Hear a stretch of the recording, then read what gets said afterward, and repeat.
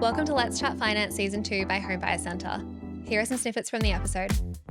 It's definitely smarter for them to act now. If you're in the state of mind where you are ready to take the step at looking at getting into your first home, don't wait. It definitely accelerates their decision making for sure. Again, most still consider that they need to, again, media-led or even from, parents, etc. They still think they need the 20%. That's not true.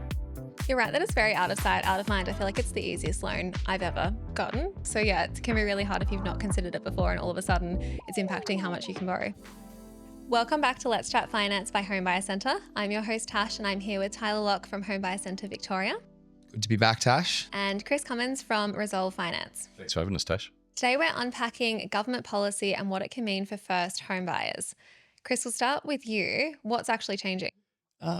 There's a couple of key things that are changing. So from the 1st of October, there is changes to the home guarantee scheme, in particular around the first home guarantee scheme. The big changes in that particular space are the removal of the income caps. So the previous income caps were quite restrictive. It meant that potentially couples that exceeded 200,000 or an individual that exceeded 125,000 per year were completely knocked out. So they couldn't get into market. Let's go back a little bit. What actually is it? The scheme itself? Yeah. It's basically a federal government initiative that allows the buyer to get in from around 5%. So it's 5% in that they need to actually contribute. The government will then cover, and which removes the lending mortgage insurance, covers the 15%.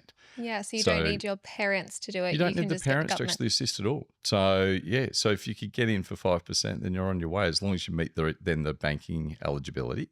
And there's a broad banking panel that sits in behind it as well. So you get to buy a home with a 5% deposit. The government guarantees the 15%, so you don't need to pay for LMI. No LMI. And you with don't need a parental guarantor. No gifts or anything along those lines. So it's all your 5% only going in and you're off and running.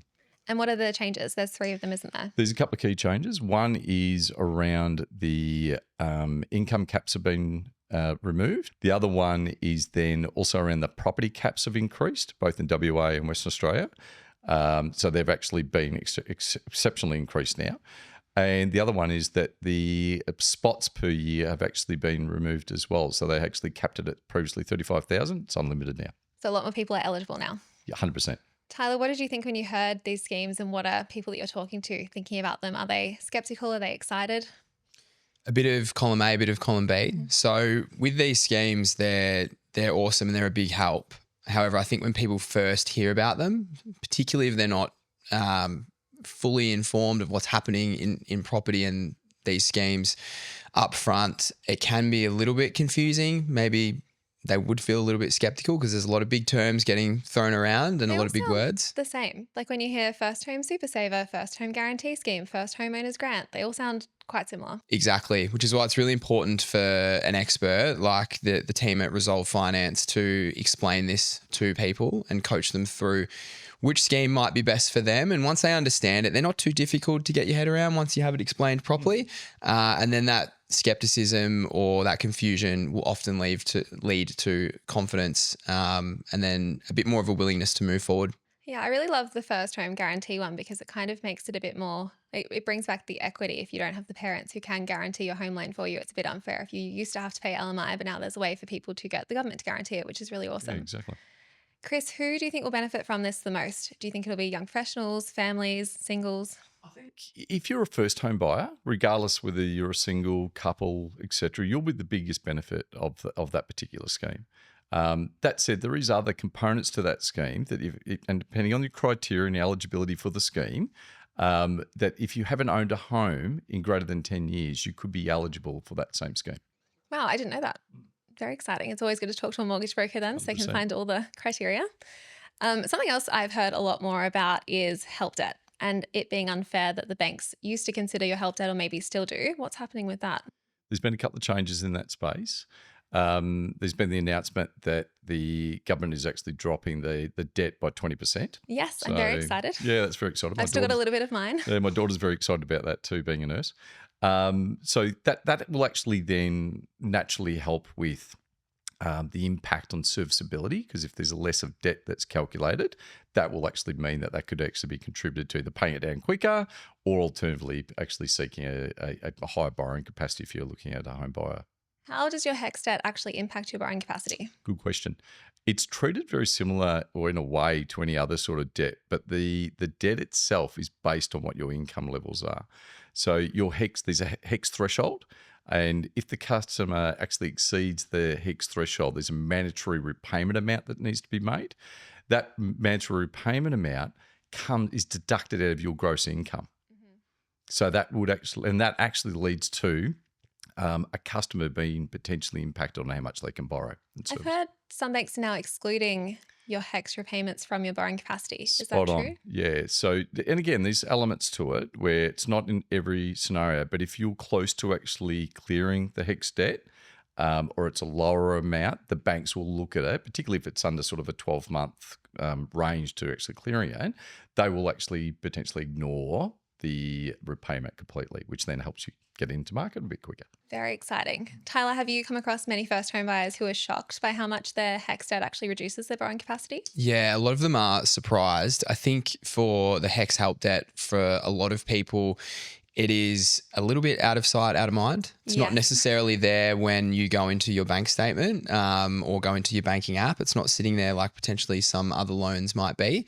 And therefore, once they get their borrowing capacity assessed and understand that it impacts them in purchasing their first home, there's a bit of frustration sometimes, which is totally understandable. So yeah, these changes, the government knocking 20% off, this is all going to help those people and potentially put that volume of debt payment within reach to pay off quicker and assist with their borrowing capacity. You're right that it's very out of sight, out of mind. I feel like it's the easiest loan I've ever gotten. Like I magically got it somehow by ticking a box at uni. Whereas when you get a home loan, you've got to sign many, many, many documents and it's not an accident at all. So yeah, it can be really hard if you've not considered it before and all of a sudden it's impacting how much you can borrow. Absolutely. Tyler, do you see buyers waiting it out for some of these things to come into effect or just waiting to see what the government will do in the future? Or is it actually smarter for them to act now? It's definitely smarter for them to act now. And I feel like most people are, which is great to see. If you're in that state of mind, this is sort of what I would say all the time. If you're in the state of mind where you are ready to take the step at looking at getting into your first home, don't wait. At least take the steps to get the right information that you need. So when the right opportunity comes up for you or the right scheme becomes available, you're ready to go straight away. Definitely don't sit on your hands and wait. Yeah, I like to say that I always get asked, what's the best time to buy? Should I buy this year? Should I buy next year? Should I wait? Should I not? Should I buy in this market or not? But I think the best time to buy is when you're ready. Unfortunately, not when the best time in the market, because we'll never know when that will be. Yeah, totally agree. So definitely get yourself ready so that you're in the right position. It's a really good point, only because it's about getting finance fit before you're ready to actually approach the lender. So engaging the right professionals, be that broker, accountant, etc., is about making sure you've got that right team around you so you're prepped, ready to go. Yeah, remembering what you can control. So you can control your income to a certain degree, you can control your spending, how much you're budgeting, but you can never control what the government is doing or what the markets are doing outside of that. Do you have an example, Chris, of how someone has used a policy to their advantage? Yeah, actually I do. My own son. Yeah, so he actually has bought through home buyers. And again, great example, military, a couple of years out now, casual wage, a partner in middle corporate management role. They didn't think that they could actually go down the approach at all, and that they've actually, after meeting with a broker, a resolved broker, have actually found that pathway, and the pathway was through using the scheme. Amazing. I know you don't have a crystal ball, but what do you think is on the horizon for the housing market and what do you think the government should be doing? What I think they should be doing is focusing on supply policy. So what I mean by that is, continue to make it easier for developers and builders to deliver more housing supply. These schemes are fantastic and we absolutely want them to continue. Like helping first home buyers build or get into their first home is super important, but it also potentially increases the demand for new housing, which isn't great for affordability. So let's also make sure we've got policies around increasing supply as well. And that's going to help people longer term. Tyler, what's the role that you play in helping people navigate these schemes and their eligibility? Yeah, so our new home consultants would help buyers navigate the schemes by partnering with a finance broker to give them the specific expert information that they need around the schemes. And then once we know which scheme is going to assist that buyer, is putting them on the right path to match it with the right home and land option.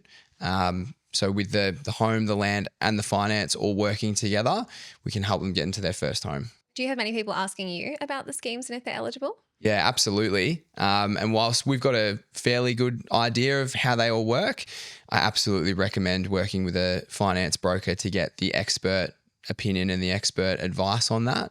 But yeah, we do get asked quite a lot. Chris, do you have any last tips for first home buyers who are looking to use these schemes to get into the market? Yeah, I think the major one for me, it's all about simplicity. I think it's about making sure they've got the right team of experts around them. So definitely engage a broker up front to determine what your individual scenario is.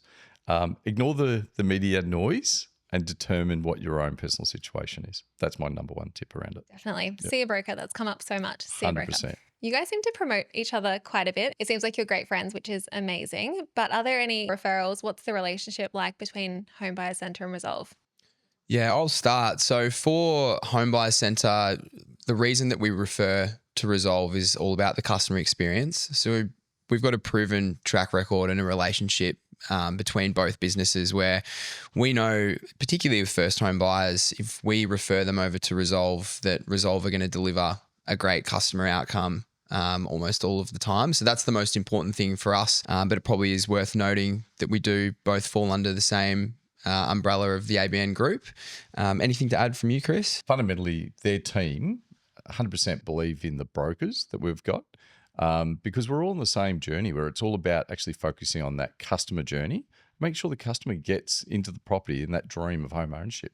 And probably worth noting that a customer of each business, whether it's Home Buyers Centre or Resolve, absolutely don't have to deal with the other business. So if you are building through Home Buyers Centre, you don't have to go through Resolve Finance. We obviously recommend it for a variety of reasons, but people have their own choice of which path they want to go down from a finance perspective.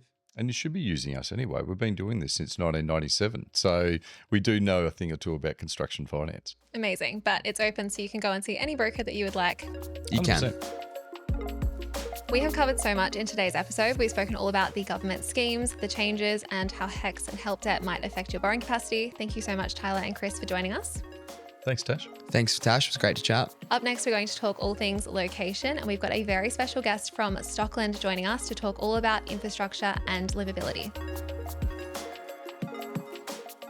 This information does not consider your personal needs and financial circumstances, and you should consider whether it is appropriate for you. Lender terms and conditions apply and may vary. All financial services provided by Resolve Financial Solutions Pty Ltd, trading as Resolve Finance, ABN 65079545378. Australian credit license number 385487. The building practitioner is ABN Group Pty Ltd, trading as Home Buyers Centre